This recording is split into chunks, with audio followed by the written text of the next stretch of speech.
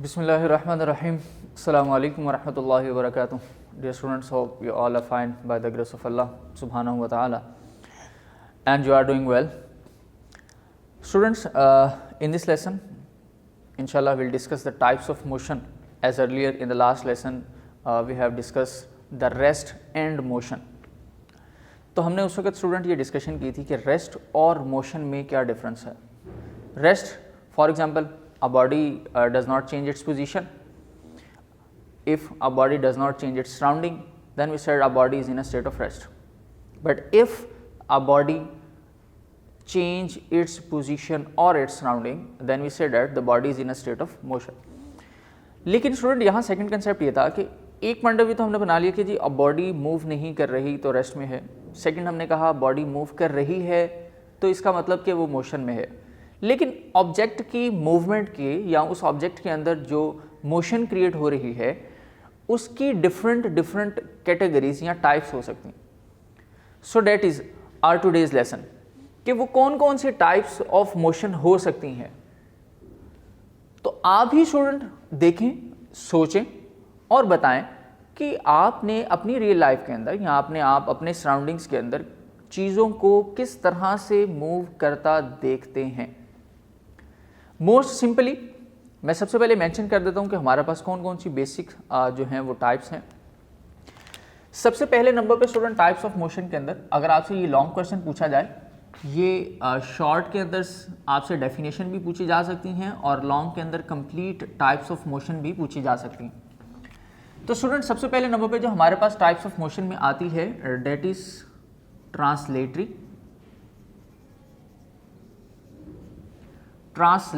Motion,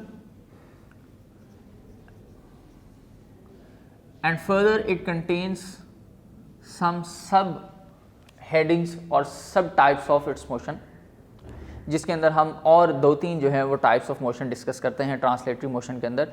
and that are the linear, random and circular motion.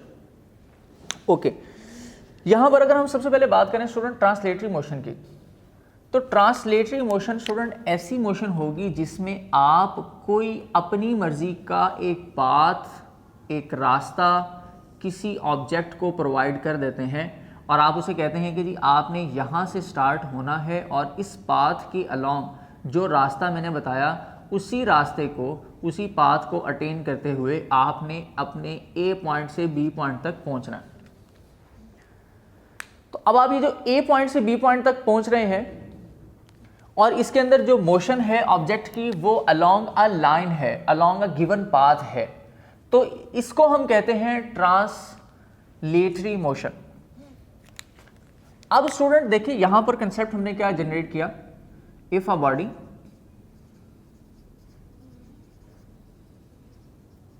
Move along a given path or line, then it is called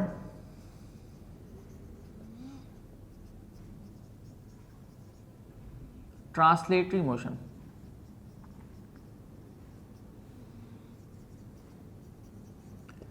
बेटे ये ऐसी type of motion है जिसके अंदर object जो है वो आपके दिए गए रास्ते के मुताबिक, आपके दिए गए लाइन के मुताबिक, आपके दिए गए पाथ के मुताबिक मूव कर रहा हो, on a line, on a path. तो फिर हम कहते हैं कि इसकी जो मोशन है वो ट्रांसलेटरी है.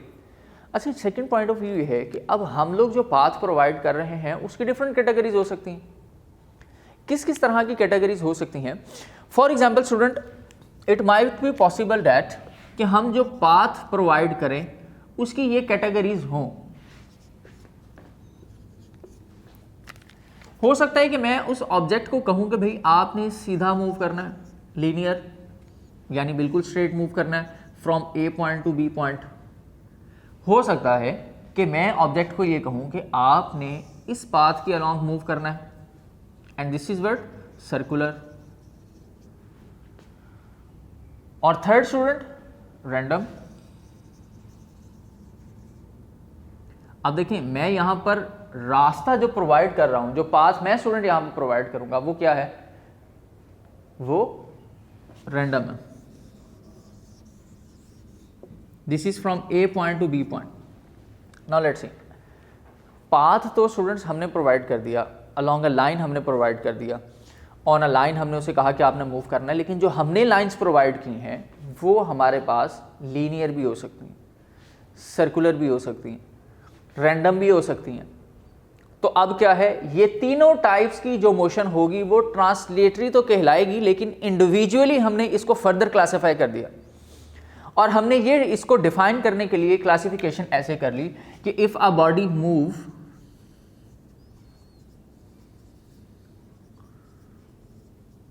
इन अ स्ट्रेट लाइन या ऑन अ स्ट्रेट लाइन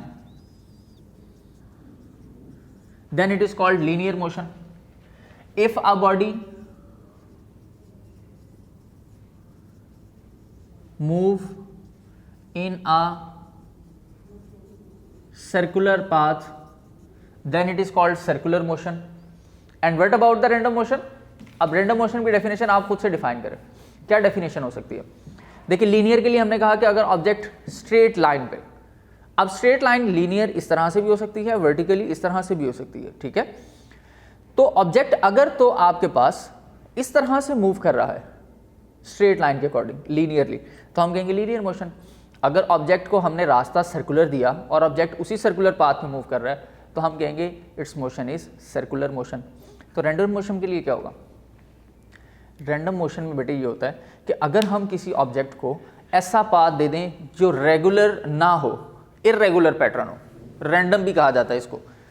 तो अगर हम इस तरह से ये कहें कि if a body move इर्रेगुलरली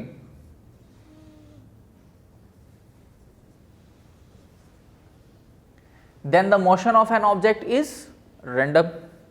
clear हो गया। तो हम यहां पर क्या कह सकते हैं बेटे कि अगर हमारे पास if a body move irregularly, if a body move irregularly on a path then we say that a motion of a body is random motion। तो आप इस तरह से इनकी डेफिनेशंस को डिफाइन करेंगे और इनकी कोई एक एक एग्जांपल आप याद रखिएगा। क्लियर हो गया। जैसे फॉर एग्जांपल ट्रांसलेटरी मोशन की अगर हम बात करें तो हमारे पास रेलवे ट्रैक, ट्रेन हो सकती है कि हमने पाथ प्रोवाइड कर दिया, उसी के अकॉर्डिंग लाइन में ऑब्जेक्ट मूव कर रहा है।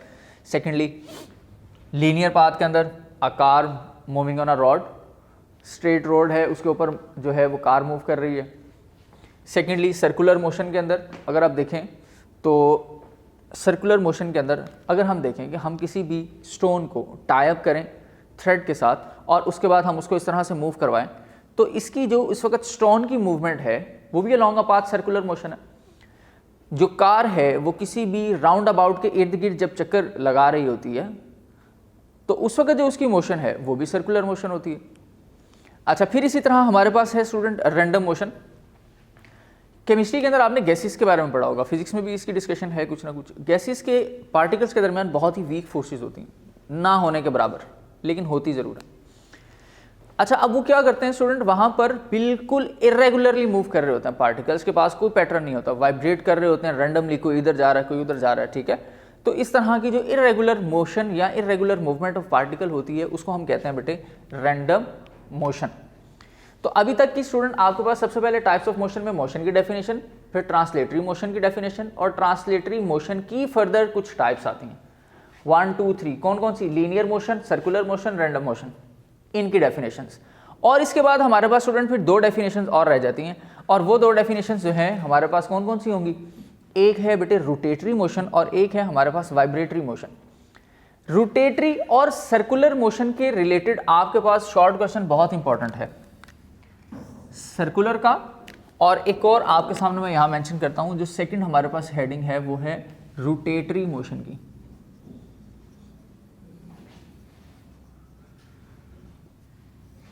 और इसके बाद हमारे पास थर्ड स्टूडेंट वो है वाइब्रेटरी मोशन।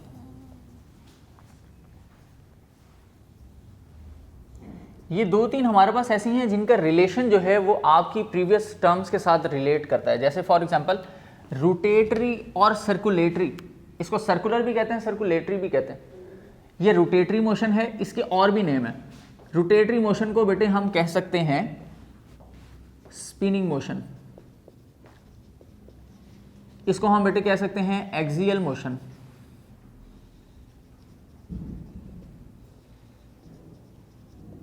इसको बेटे हम कह सकते हैं एक्सियल रोटेशन। अब एक ही चीज के मुख्तलिफ नाम है, लेकिन इसके अंदर इसकी जब डेफिनेशन को हम डिफाइन करेंगे तो इसके अंदर डिफरेंस क्या है, सर्कुलर वाले के अंदर और रोटेटरी के अंदर क्या डिफरेंस आता है। ये शॉर्ट क्वेश्चन बोर्ड के अंदर भी बहुत इंपॉर्टेंट है, इसको याद रखिएगा। तो हम पहले इसी को डिस्कस करते हैं बेटे। अगर तो ऑब्जेक्ट खुद अपने एक्सिस के गिर्द रोटेट नहीं कर रहा, जैसे फॉर एग्जांपल कि मैंने इस मार्कर को एक पाथ प्रोवाइड कर दिया कि आपने इस सेंटर के राउंड अबाउट मूव करना, तो अब ये ऑब्जेक्ट अपने सेंटर के नहीं किसी और सेंटर के राउंड अबाउट मूव कर रहा है, then it is called circular motion. इसी तरह अगर आपका ऑब्जेक्ट जो है वो अपने ही एक्सिस के गिर्द रोटेट करे, जैसे फॉर एग्जांपल इसकी इस तरह की मूवमेंट, या आप ये देखें कि अगर हम इसका ये फिक्स पॉइंट कर लें तो ये इस तरह से जो इसकी रोटेशन होगी अबाउट इट्स एक्सिस, या आप साइकिल के टायर को, बाइसाइकिल के टायर को देखें या गाड़ी की स्टीयरिंग को देख लें, तो दरमियान में एक्सिस पॉइंट उसका फिक्स होता है और ये जो एक्सिस पॉइंट है ये बॉडी का पार्ट होता है। अब अगर ऑब्जेक्ट अपने एक्सिस के गिर्द खुद से रोटेट कर रही है तो फिर हम इसको नाम देते हैं रोटेटरी मोशन का। ठीक है, तो हम इसकी डेफिनेशन बेटे कुछ यूं लिखेंगे, स्पिनिंग मोशन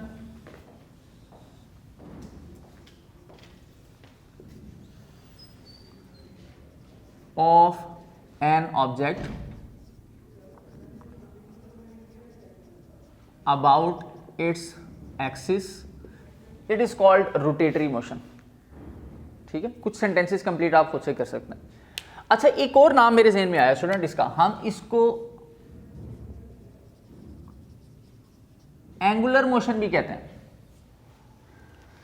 अब देखिए एक ही चीज के कितने ज्यादा नेम है। अच्छा, अब स्टूडेंट लास्ट है हमारे पास वाइब्रेटरी मोशन। वाइब्रेटरी क्या होता है? 10th की फिजिक्स के अंदर भी आप इसकी डिटेल जो है वो फर्स्ट चैप्टर के अंदर पढ़ लेंगे, इसलिए आपको इसका ऑलरेडी कुछ ना कुछ जो है वो पता होना भी चाहिए। बेटे वाइब्रेटरी मोशन और रैंडम मोशन कुछ रिलेट करती है। रिलेट इस तरह से करती है कि जैसे हमने गैस पार्टिकल्स की बात की ना, तो गैस पार्टिकल की डुअल मोशन थी, वो वाइब्रेटरी मोशन भी रखते हैं और रैंडम मोशन भी रखते हैं, दोनों काम करते हैं। रैंडम का मतलब तो ये है कि बेतरतीबी कहीं पर भी चले जाएं, लेकिन वाइब्रेटरी मोशन जो है वो बेतरतीबी नहीं, प्रॉपर पैटर्न होता है। क्या पैटर्न होता है? वाइब्रेटरी मोशन के अंदर बेटे कोई भी ऑब्जेक्ट अपनी मीन पोजीशन से मूव करना शुरू करेगा, मीन की तरफ आएगा, फिर दूर जाएगा, फिर वापस आएगा, फिर दूर जाएगा, फिर वापस आएगा, और आखिरकार रुकेगा फिर अपनी मीन पोजीशन पर। This is called mean, this is called extreme positions. यानी कि ऑब्जेक्ट अपनी मीन पोजीशन पर टू एंड फ्रो मूव करे, टू एंड फ्रो मूव करे, बैक एंड फोर्थ मूव करे, अप एंड डाउन मूव करे, but all these motions are about its mean position, अपनी mean position पर रहे। ठीक है, ऐसे ही पेंडुलम जिस तरह होता है, फॉर एग्जांपल एक पेंडुलम की मोशन रखें आप, ये इसकी कांस्टेंट पोजीशन है और ये इसका इक्विलिब्रियम पॉइंट है मीन पोजीशन पर। अब हम अगर इसको डिस्टर्ब करें तो स्टूडेंट ये इधर भी जाएगा, फिर इधर आएगा, फिर इधर जाएगा, फिर इधर आएगा, और आहिस्ता आहिस्ता आकर अपनी ओरिजिनल पोजीशन पर रुकेगा। सो इस तरह की मोशंस आपकी बेटे कहलाती हैं वाइब्रेटरी मोशंस। तो यहां हम इसकी डेफिनेशन में मेंशन करेंगे, to and fro motion of an object is called vibratory motion. अब स्टूडेंट ये आपके पास आज के लेसन के लिए कुछ टाइप्स ऑफ मोशन थी, जो लॉन्ग क्वेश्चन भी है, शॉर्ट क्वेश्चन भी है। अगर शॉर्ट में पूछें या लॉन्ग में पूछें तो बेटे आपने हमेशा इनकी एक एक एग्जाम्पल लाजमी देनी है। ठीक है, या आपने लाजमी तौर पर एक एक एग्जाम्पल देनी है। तो बेटे ये आपका आज का लेसन था। नेक्स्ट लेसन के अंदर हम नई टर्म्स कुछ सीखेंगे जो आगे भी नेक्स्ट फर्दर क्लासेस के लिए, फर्दर चैप्टर्स के लिए हमारे लिए बहुत हेल्पफुल होंगी। जस्ट लाइक अ स्केलर और vector quantity, what is the basic difference between scalar and vector quantity. तो नेक्स्ट लेक्चर तक के लिए बेटे इजाज़त दीजिए। अल्लाह हाफिज़।